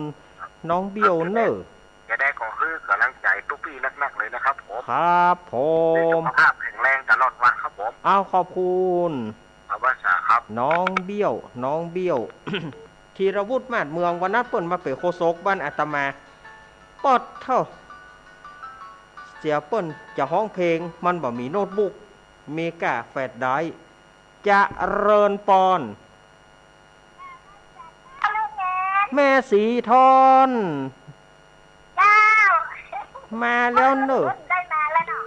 ะ เมื่อคืนบุญบ่ได้มาแล้วแม่สีทอนเปิ้นฮือ ไปมาเมื่อวันนั้นเรามาเมื่อวันอังคารนะลูกเล็ก ครับ ได้มาเมื่อวานเนี่ยละแม่สีทอน เมื่วาเามันสะดวกสบายลูกเล็กอ่ะ หน้ากะเตื่อเมื่อคืนเขาจะมาฟ้าแม่ฟ้าห้องมันก็ดูดบ่ดูต่างแต่ จ้าคนตกก็ บ่มีเต้านามาขะลึงมานี่2-3กอมแล้วก็หายแซบ โอ้แต่ว่าใช้ประการตกสองยกหลอกเสียจะหลอกมาเลย น่ะกำลังมาว่ะเจว่าเน้นว่ากำลังโตกนี่นะนี่หรอ จ้า อันโตกจะมาเตอะขันนี้จะไปขันแหลมเนอะฮ้อนน่ะ เจ้าชัดเจนดีเนอร์พระบาทอุดมวันนี้ พระบาทอุดม เจ้าไหว้สาเจ้าลูกเล็ก แม่สีทอนเปรมจีตมาละ เจ้า ก็เดี๋ยวแม่สาวรักษ์จะโตยมาละเดี๋ยวแม่สาวรักษ์จะโตยมาละโดนไผ่ตีโอ้มอดหมอนี่หนักนะฮะตกปุ๊บเอาวะ เจริญปอน ว่าสาลูกเล็ก แม่บัวพัดกุลัน เจ้าพระปูจารย์ที่ไหนมาที่อันจุนทนาธนาธรรมน่ะ ขอลุงหนานขอลุงหนานเปิ้นมาฮึกกรรม มาลักษณะธรรมที่ไหน น่อ เนาะวะมาลูกเล็ก โอ้ย แม่ก็ถามภาษาที่ยังได้ก่อนนี่ เอาถามมาเลยมา อันที่คนเปิ้นจะตายนั่นแล้วก็มีลูกหลานแล้วแค่ตางก็ใส่กระเป๋าเสื้อเปิ้นมันก็จะประชาชนมาใส่เปิ้นเนี่ยเปิ้นจะได้วะถ้าเปิ้นตายไม่ได้วะ ก็เดี๋ยวตอบเพื่อนน่อแม่บัวพัดน่อ เจ้า ก็เดี๋ยวตอบเพื่อนน่อดีละอีกะครับอีกะทำปัญหาพ่อง บอกสบายอยู่โรงพยาบาลเนี่ยแม่ ครับอีกะเดี๋ยวได้ตอบเพื่อนในแม่บัวพัดเนอะ เปิ้นไม่ได้พักผ่อนนักกันเนาะ เปิ่มได้พักผ่อนนักอายุเปิ่นนักแล้วแน่ ไปงานที่ไหนก็เอารับนะแม่ยังถ่ายรูปเพิ่นมาอยู่รับอ่ะ ได้อ่ะนี่ ครับ ที่ลุงเนตเนอะ ครั กำลัง บ ใจเนอะ ครับ แม่บัวพัดกุลันฝางแล้วก็ชัยประการแม่บัวพัดกุลันมาแล้วเนอะปุ่นเนอะแม่สูน้อยอีแม่เฮ้ยวางแหละ จะเริญปอน อาจารย์เจ้าเน้นเห็นเน้ แม่เพนคนสู้ชีวิตมาแล้ว เจ้าชัดเจนเลยเด้อ ชัดเจนเนาะ เจ้ากำลังใจเน้นเด้อกำลังใจอันที่ลุงเด้อเนาะ กำลังใจตุลุงแม่เพนว่าไปเลยเพื่อเปิ้นฟังอยู่ คือตุลุงหายไปเบอร์แล้วตุลุงเด้ออยู่กับคาถาไปเมินๆเนาะ ครับเปิ้นฟังอยู่เนาะ เจ้าเน้นให้เดินทางเน้นในทางปลอดภัยเด้อ ครับผม วันษาเจ้า ขอบคุณแม่เพนขอบคุณ เจ้า เจ้า วันนี้เทวดานักเทวบุตรมีตนเดียวมีน้องเบี้ยวตนเดียวนอกนั้นเทวดาทั้งนั้น จะเริญปอน ใครสาเจ้าลูกเองจำได้ก็ อันนี้จากทางใดแม่ โอ้โยมแม่ว่าขี่แค้นครับ เนี่ยสมัยวัยวะ แม่บัวขี้ท่าโพเนาะ เจ้า เกาะขา ต้นยังงาม ต้นยางงาม จ้าบอกว่าทักเสียนะโควิดก็หายแล้วก็มาแอลแล้วก็ ก็มันได้ไปเตื้อแน่ มันเมื่อได้มาก็ว่าจ่าไปมันได้ไปกำเตี้ยแม่บัวคลี่ท่าโพต้นยางงามเจ้าจะได้เอาน้ำมันต์สักกำหมูหัวออกวันนี้ บ่ได้เอาน้ำมนต์แล้วเนอะในรายการเมื่อคืนบ่มีแล้วนะ เอาไม่วันนะหรอ เอาเมียวานหะหม้อแม่บัวคลี่นี่นะ เอาไม่วันเอาบ่ บ่หัวเนอะ เย็นใจทำหน่อย พอโอกาสดีๆกันเนาะ เจ้า เพราะว่าถ้าว่าเปิดฮื้อ ยังน้ำไม่ได้มืดไปนี่เขาลืมละ เขาลืมมาล่ะ เอายินดี ไปหน่วยยังโดนได้ไป7กระสอบอ่ะ เอายินดีอีแม่เนอ เจ้าเป็นกำลังใจให้เนอ ครับ อยู่ดีมีสุข เจ้าสาธุเจ้าสาธุเจ้า โอ้ลำปาง เจ้า ลำปางเปิดก็ยังฟังอยู่เนอะเปิ่นฟังจากบุญยวาดวัดบุญยวาดวิหารอีแม่บัวคลี่วางสายให้จิมวางสายให้จิม เจ้า อีแม่กดวางให้จิมขอบคุณ0892140135เจริญปอน ให้พระเจ้าท่านมหาเนรใหญ่ แม่อุ้ยอิน แม่ทราบสะเมิง คนลือใหญ่ คนลือใหญ่ ไทยลือ ไทยลือโหคำเหลือ หูอยู่แต่ว่าบะจ้าง ถ้ายองนี่ได้ ถ้ายองนี่ ทำซื้อกับพี่น้องกันน่ะ น่ากะเราก็ไทยมากับพี่น้องก่อนนะเนาะ ฟังม่วนอยู่เนอะ ครับ เมื่อคืนวัน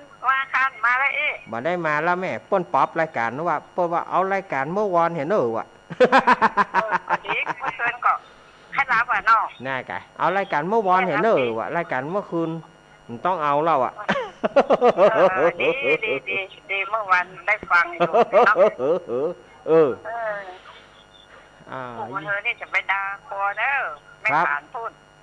ยินดี เจ้า ยินดีแม่อุ้ยเนอะแม่อุ้ย ครับสาธุยินดีแม่อุ้ยเนอะแม่อุ้ยอิน แม่ทราบสะเมิงเสมองสะเมิงเสมอง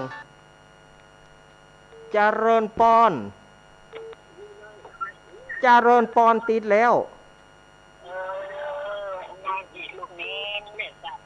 เอาจากทางใดบ้านของแง่อยู่ว่าลำปางให้เนอลุงเนเนอ แม่หยัง อันนี้แม่อันยินมันนักความเจ้า แม่ชื่อแม่หยังกะแม่ชื่อแม่หยังกะ แม่ชื่อแม่หยัง แม่จริงแง่ลำปาง จะว่าลำปาง เจ้าอำเภอเมืองลำปาง อำเภอเมียง และหนึ่งจัดเรียนดีเป็นกำลังใจเนอ ครับกำลังใจเนาะ เจ้า ยินดีแม่เอ๋ยโอ้ลำปางอย่างนักก่อนรุ่นเนี่ยแต่ฮั่น ยินดีที่เปิดเครื่องรับฟังอยู่เนอะ ตังลำปางเนาะเจริญปอนแม่สีกุล เจ้า ตันธุระ แม่ป้าหอควรจะติดอ่ะ ขนาดเมื่อวานอย่างอี้นะ เจ้าอ้นสายทั้งหมดอ่ะกัน แม่สีกุลบ้านหนองร่องตำบลบ้านเป้าอำเภอเมียงลำปาง แม่กันว่าเปิ้นเนี่ยมาคืนว่ากันเอาอันน้ำมนต์มากล้องวิทยุไปว่ามันได้ฮะมั้ง มาได้แล้ว ได้การบ่มีแล้วเมื่อคืน กันแล้วนะนิทานตะม่วนเพลงตัดนี่ม่วนนี่เนี่ย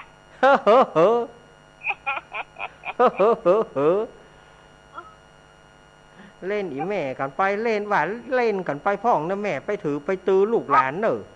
มันม่วนนี่จัดกำลังใจคนเฒ่ากะ น่ากันเนาะอีเน่อีกะกำลังใจลูกเล่นดีเจด้วยนะ ยินดีแม่สีกุลเนอะแม่สีกุลตานธุระวันนี้ลำปางมานักเนอะฝังไม่ไหนฝังสู้ฝังสู้เข้าไปชายประการฝังไม่อายสู้เข้าไปเจริญปอน เจ้าแม่สิพันธ์จัดเจ้าป่าไม่แดงดอยสะเก็ดนะเจ้าอันนี้ลวดดอยสะเก็ดเดชสะกอยมาละแม่สีพรตกสลุก มีน้อยเดียวแม่ของแม่กบาก็วันก่อนลมหูรับซับไหม้หลังคาสวนแม่พังมดพักแม่ตายแดดมดเฮ้ยเคยไปได้อย่างปลูกพักอัน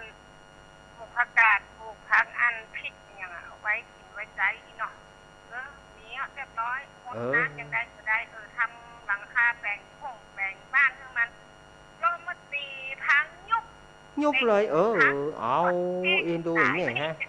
เอาอีดูอีแม่ฮะอีดูแม่สีพานแต่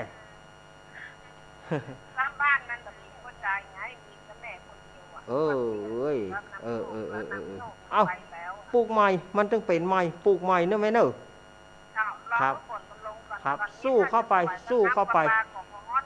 ครับสู้เข้าไปเนอะครับแม่ครับแม่สีพันธุ์ป่าไม้แดงเด็ดสกอยดอยสะเก็ด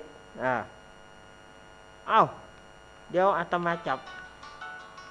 เจริญปอนมาสักการเจ้าเน้นรักเจ้าอันนี้จากไหนจากหลังการแม่สาวเจ้าโอ้แม่จันโสมมณีจักละ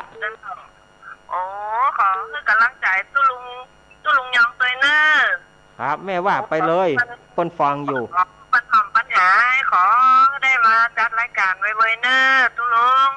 คือกำลังใจเน้นรักไปนะเจ้าครับขอบคุณแม่โสมแม่จันโสมคือแล้วใจหายขอหายไวๆนะเจ้าขอสุขภาพแข็งแรงไวๆเจ้าขอบคุณแม่จันโสมเนอแม่จันโสมมณีจักก็เดี๋ยวมณีจรอย่ามาละก็เดี๋ยวเนออาตมาจะพักกำเดียวเจริญปอนจากทางใดแม่จากทางใดแม่โอ้แม่พรแม่พรแม่พรแม่พรขอทุกลมหายไวๆนะเจ้าแม่ว่าไปเลยเปิ้นฟังอยู่นะเจ้าทุกลมเจ้าเป็นกำลังใจให้ทุกอันท่านอาจารย์โดยเจ้าครับครับขอบคุณแม่เนอขอบคุณเนอแม่สีพันเดี๋ยวอาตมาภาพจะพักกำเดียวเนอสถาญาติโยมเนออาตมาภาพจะพักกำเดียวเพราะว่าได้จะตอบปัญหาให้โยมแม่โบพัดก่อนก็เดียวถ้าว่าเวลาปออาตมาจะเปิดแถมช่วงหนึ่งถ้าเวลาปอถ้าเวลาบ่ปอก็บอกว่ากันเนาะเอาอาตมาภาพจะตอบปัญหาแม่โบพัดเถอะก่อนแม่โบพัดว่าเวลาที่เปิ้นใกล้จะตายเปิ้นเอาเงินก็ดีเอาบัตรประชาชนก็ดีอีแม่เหยอีโป้เหยอีเนาะเอาไปใช้ในปรโลกปุ่นเนออีเนาะให้ตัวอีน่ะเนี่ยอย่างจนเหมือนแต่ให้ตัวอีหรออันนี้บัตรประชาชนเนอเอาข้ามน้ำข้ามแม่น้ำไปเปิ้นถามก็เพิ่งเอาไว้บัตรประชาชนยื่นเนื้อจื่อหยังอีเนอป้อเนอไม่เนอ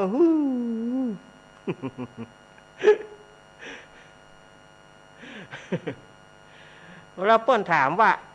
คนตายจะได้ก่อมันเป็นความเชื่อมันห้ามกันบ่ได้นะแม่เนาะตามคนโบราณเปิ้นเชื่อว่า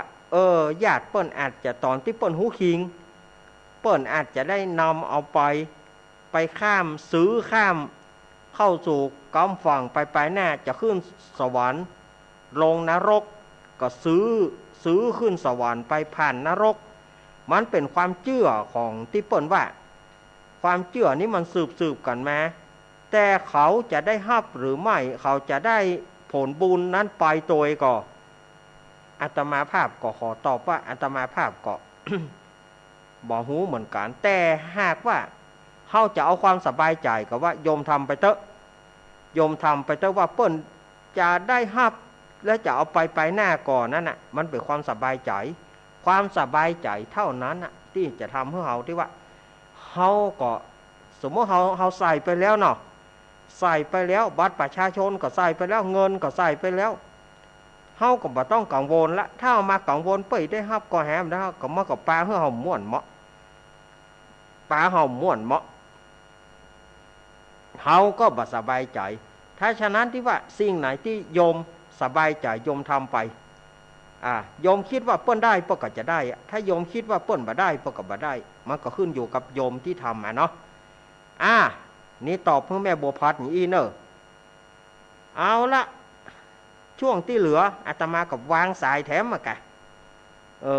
ช่วงที่เหลืออาตมากับวางสายไปแถมมากะเนาะวางสายแถมกอมมาเลย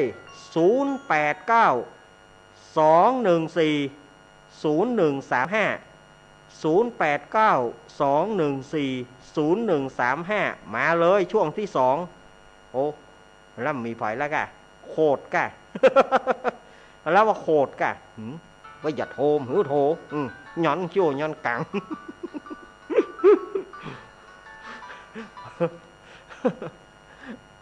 เจริญปอนไว้สาเจ้าลุงเน้น แม่อ้อย เจ้า แม่อ้อยแม่อ้อ ลุง ย สบายกะ ตู้ลุงเปิ้นบ่สบายแม่อ้อย อ๋อขอบคุณหายเร็วๆเด้อ นะแม่อ้อยว่าไปเลย อยากเดี๋ยวฟัง ครับ อ๋อ แม่อ้อยแม่ มาห้อง อ้อย ดึงๆนะ ฟ้าห้องลึ่งๆอะหม้อหน้ากะต้อตะกี้ก็เกือบจะรอดแล้วแม่เหยดีว่ามันเงียบไปอะก่อน อ๋อตอนกลางคืนมันมีแล้วน่ะ กลางคืนบ่มีแล้วเนอะแม่อ้อยเนอะ เจ้า ครับ ไว้สาเจ้า ครับ เป็นกำลังใจให้ตู้ลุงดอยเนอะ ครับภาคกลางวันมีละแต่ภาคกลางคืนไม่มีเนอะสถานญาติโยมเนอะ เจ้า ครับ แม่ปราณีมีไหนมณีจักมาละมณีจรมีไหน มเจริญปอนเจริญปอน ขอให้ตู้ลุงว่าอยู่ชุกสบายเนอะ ยายพรรอบ2เนาะ ถ้าอยากตัดก้อนตู้ลุงอ่ะ อ้าวปั่นปอนเลยยายพร ยิงยิงชุกอยู่ไปที่อ่าอยู่วัดอยู่ดีมีชุกไม่ได้หรอกไอ้ตัวตัวใหญ่เจ็บป่วยนักมือหายวันหายคืนตกที่หลับเลยจงจะวันก็ได้ออกจ้ะเดี๋ยวจะพักผ่อน เหลือก็พักผ่อนอย่างเดียว ดีนะดีนะครับ ถึงว่าเพื่อนจะป่าวินิชาติเหมือนต้นนะครับ ใกล้ๆประเวณีธาตุเปิ้นละยายพร ถ้าจะให้เปิดมาอยู่วัดอยู่ดีสบายแล้ว อยู่ดีสบายเนาะยายพรเนาะครับ ไปดีก่อนติดงานเนาะ ครับ เปิดอยู่ที่เจ้าอยู่ให้แล้วอ่ะ ครับ บ้านขอยืมให้แล้ว ยินดียายพรเนอะ ลูกเห็นตัวเด้อ ครับยายพรร้องงัวแดงสั่นกำแพงเชียงใหม่รอบ2แล้วก็ยายพรนี่นะเต้าภาคกลางคืนช่วงท้ายเพลง104ยายพรนี่ห้องเพลงตัวอย่างต่างหากเนอะยายพรนะม่วนเพลงควายหายได้กับยายพรน่ะช่าใครว่าขโมยควายไป เจริญปอน ครับกราบนมัสการครับ โอ้ มาเรียนเอาละ ไอ้พงป่าสร้างมาแล้ว มาแล้วฮอดแต่ฮอดวาเนาะ ห่อนเนาะ ครับฮอดคืน ครับ ตกฝากห้องกระลึงได้นี่ น่ะกะ ตกว่าสักหาบ่ยินเนาะ น่าขอหุ่มปอยินปอจุ่มปอยินเนาะ ครับมีลุ่มมีนะเนาะตกว่าเถอะเนาะ ครับผม ครับกันกำลังใจหนักๆเลยครับผม ครับยินดีไอ้พงเนอะ ครั ไอ้ บ พงป่าสร้างไอ้พงป่าสร้างมาแล้วแม่พรป่าเศร้าเนอะแม่พรอยู่กรุงเทพปุ่นนะแม่พรโทรมาพ่องเนอะถ้าฟังทางโทรศัพท์นะแม่พรป่าเศร้านะเจริญปอนเจริญปอนเจริญปอน ไอ้สารนะมัน จากตั้งใดป่อ น้องบัว ป้อลำวิเชียนครับครับ ไปจะได้หาท่านพระครูเป็นยังไงก็สบายกัน ตุลุงเปิ้นบัสบายแต่เต้อเนอเปิ้นยังบัสบายเตื้อ ผมเป็นหายเรือเด้อ หายโวยๆเนาะป้อลำเนาะ ครับผมหายเรือเด้อมันจะรายการธรรมะ เอาขอบคุณเนอขอบคุณป้อลำเนอป้อลำหนองบัวป้อลำเชียนหนองบัว แล้วก็ป้อน้อยผลเปิ้นเสียไปเหียอาตมาภาพได้ฟัง หลวงปู่ดอยตะคืนเปิ้นไปงานศพของป้าน้อยผลป้าน้อยผลเขาไปปะเปิ้นที่ปุ่นน่ะม่อนพระศรีสองเมืองแล้วก็ปะเปิ้นครั้งสุดท้ายก็คือม่อนสีสองเมืองนั่นนะป้าน้อยเปิ้นได้ล่วงลับดาวขานไปละเจริญปอนจากตังได้จากบ้านแม่บ่าอุ้มครับแม่บ่าอุ้มแม่วางอุ้ยนานจันครับอุ้ยนานจันศรีสุวรรณโอ้อุ้ยนานเข้าสอเนอะ92แล้วเนาะครับโอ้เฮ้ยได้ถึง100เนอะอุ้ยนานครับมีโอกาสจะไปเหี่ยวหาอุ้ยนานซะเตื้อเหรอถึงมาก็มาเลยไปแม่วางกันเนาะบ้านน้ำต้นฮะเนาะบ้านน้ำต้นนะบ้านน้ำต้นนะอุ้ยนานจานไม่น้อยอีเนาะน้ำต้นซอย2น้ำต้นวัดบ้านน้ำต้นซอย2อุ้ยนานจานศรีสุวรรณนี่เนาะครับโอ้ยินดีอุ้ยนานนักเนอะครับปีใหม่เนอะครับวันดีปีใหม่เนอะอุ้ยนานครับอายุมั่นขวัญยืนเนอะครับพี่สาวบ้านไม้สวรรค์เนอะพี่สาวที่อยู่บ้านไม้สวรรค์แม่วางโทรมาพ้องกันเนาะ แม่เจ๊บ้านเหมืองฟูก็บ่โทรมาพ้องเนี่ยแม่เจ๊ก็บ้านเหมืองฟูนะแม่เจ๊โทรมาพ้องกับเจ๊เหยจะเริญปอนไล่ขาเจ้า แม่สมบูรณ์บ้านไร่ศิลาทองแม่อำเภอเมืองจังหวัดลำปางแแม่สมบูรณ์บ้านไร่ศิลาทองนี่นะเจ้าแม่สมบูรณ์นี่แต้ๆละละเนาะว่าจะได้อ่ะนะเสียงไปดีอ่ะพระขันเสียงบ่ค่อยดีอย่างอ่ะมันคอแหบคอแห้งมันเป็นตั้งแต่มันเป็นโควิดมันเสียงบ่มีครับใครดีโอ้ยเปิ้นบ่มีแล้วโควิดอ่ะเปิ้นบ่มีแล้วเปิ้นแต่ร้องเพลงแล้วไขพังก็เสียงก็บ่ค่อยเท่าใดเปิ้นบ่มีแล้วโควิดเปิ้นบ่ได้มีกันแล้วแต่มันเป็นมาคนแล้ว2ตั้งก่อนน่ะ2ตั้งก่อนนะต่อไปเสียงมันก็เลยแหบมหาเสน่ห์เนาะ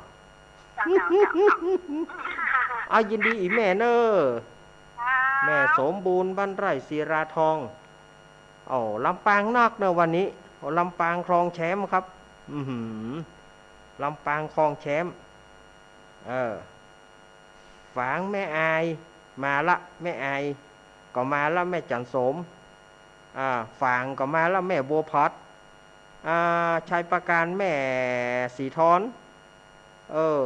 แม่สวรักษ์มีน้อยป้อบุญศรียานะมีน้อยป้อน้อยบุญปานมโนครดูสถาบันเฮาเหรอดอยหล่อเฮาป้อมโทรมาพ้องพี่น้องตังดอยหล่อเฮา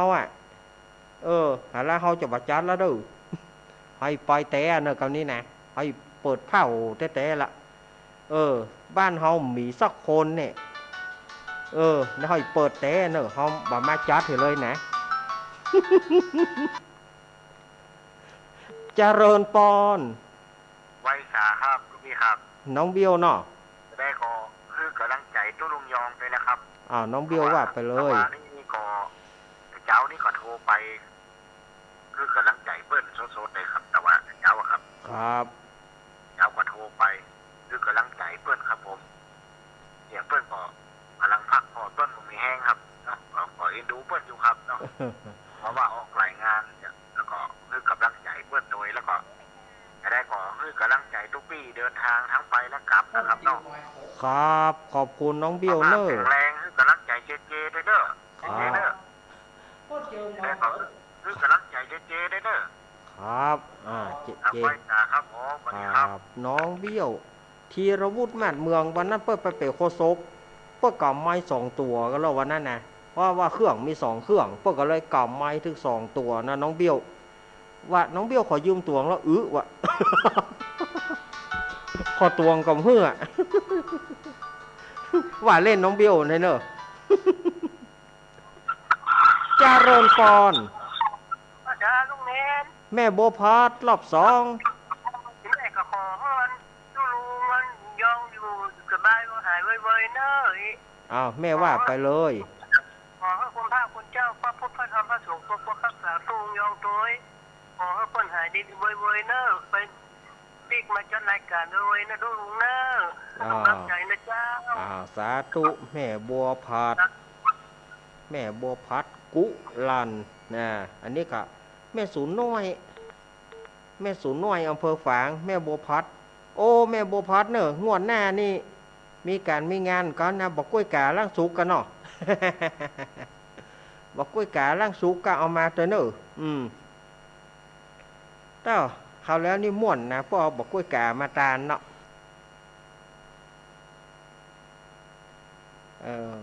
ก็ยินดีเนอะสดาญาติโยมนักศีลนักบุญเอามีก็ถ้ามีโทรเข้ามา0892140135มีบอมีก็โทรมาหากันนำแน่ มีก็โทรหากันแน่อันนี้มาลูกไหนมาหมุนการกันแล้วบ่ การแล้วกะมีตั้งไรเหรอเอามาโทรเข้ามา0892140135มีก็หาแม่อย่างแน่แม่สวรักษ์มีน้อยป้อน้อยบุญปานแม่ปานีมแม่บุญกลุงหนุ่ยพี่หมายรายการภาคกลางคืนเฮาบ่มีเนอะแจ้งไปก่อนแม่อารีต้นเปาพี่ซองสีป่าบงแม่พลอยฝางแม่เล็กชัยประการแม่เหยสบายดีหรือยังนะแม่เหยแม่เหยแม่เหยก็ถ้าสบายดีก็โทรมาพ่องเนอะ ชัยประการวะนะฝ่ายจะโทรมาแถมมีก็โอ้กำนี้เงียบแต่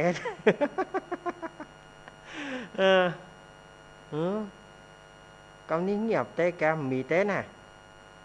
ะมีแต่นะกะ 0892140135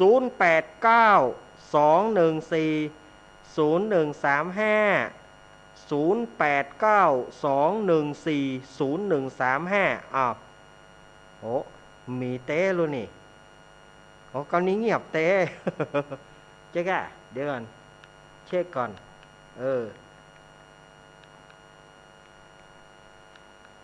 เช็คกันเนอะ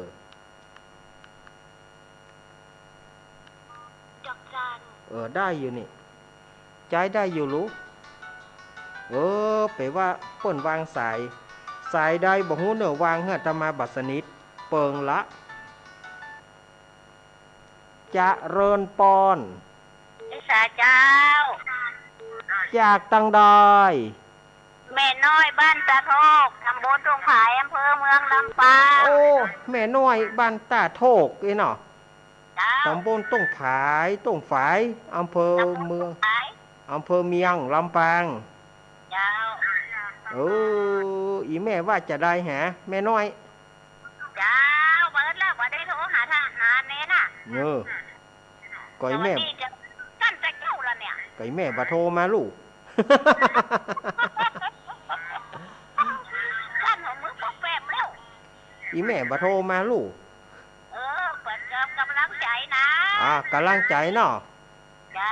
ยินดีอีแม่เนอะแฮมสักสาย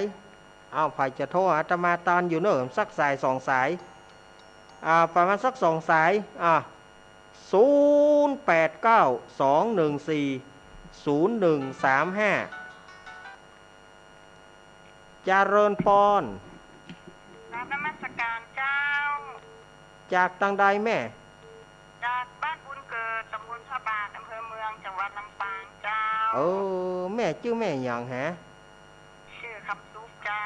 แม่คำซุกอีเนาะบ่เคยโทรกับเตือเจ้าว่าอีแม่บ่เคยโทรแม้พอเฮาก็หาได้ยินนี่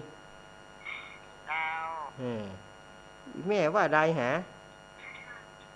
ฟังอยู่ประจำเจ้าฟังอยู่ประจำอีแม่เฮ้อกำลังใจเนาะเจ้ายินดีอีแม่เนอแม่คำซุกยินดีเนอแม่คำซุกแม่แหมสายหนึ่งอินดูเปิ่นบุญมายุนบุญมายุนมาเลยเห็นแม่ไปขายหน้าเฮาตะกี้ตืดพอเฮาจะฮับแต่แม่หายแซฟไปอย่ามาเลยเจริญปอนนมัสการอาจารย์เจ้าให้บัวเย็นมันสีหมดเก้าแม่บัวเย็นนี่เนาะสีหมดเกล้าอีกะอยู่ไหนแม่ลำปางกะลำปางเจ้าลำปางเนาะเจ้ามันดูลำเดียวรายการกลางคืนเปิดยังอย่างบนงดยังอย่างก็เปลี่ยนกันแม่เฮาเปลี่ยนกันเฮาก็ฟังพระคุณเจ้าลูกอื่นเปิ้นมาเมื่อคืนพ่องเฮาก็ได้มาเมื่อวานเหียก็เปลี่ยนกันเนอแลกกันยินดีแม่เนอเอาละอาตมาก็คงจะพักใส่ไว้ที่เอียเนอเพราะเวลามันน้อยละเหลือน้อยเดียวอาตมาก็ขอประชาสัมพันธ์งานเนาะประชาสัมพันธ์งานก็วัดโดยน้อยเฮาก็วันเดือน8เปงเนอะเดือน8เปงนี่ก็งานประเพณีส่งน้ำพระธาตุวัดพระธาตุโดยน้อยตำบลโดยหล่ออำเภอโดยหล่อจังหวัดเชียงใหม่แล้วก็หลายงานอยู่เนอะที่แน่ๆก็วัดแม่เทยหลีปุ่นก็วันที่4เหมือนกันวัดไหนแถมพระธาตุหริพุนชัยหลายวัดนะวัดไซมูลตำบลแม่กาอำเภอสัปปะตองก็วันเดือนเปงนั่นนะเดือน8เปงอาตมาก็อย่างว่านะตั้งนั้นก็ขอนิมนต์ตั้งนั้นก็ขอนิมนต์อาตมาว่าตะเกียมันพัดวินนะมันพัดวินไปได้ก่อนถ้าไปไหนตันก็จะไปเนอสุมาเตอะถ้าไปไหนบาตันก็จะไปว่ากันเนอ ในช่วงนี้นี่มันอย่างว่านะนี่แม่อย่างว่านะแม่เหยงานติดงานเตาะงานบึดก็ไปทางซ้ายบึดก็ไปทางขวาอาตมาภาพก็ขอบอนุโมทนา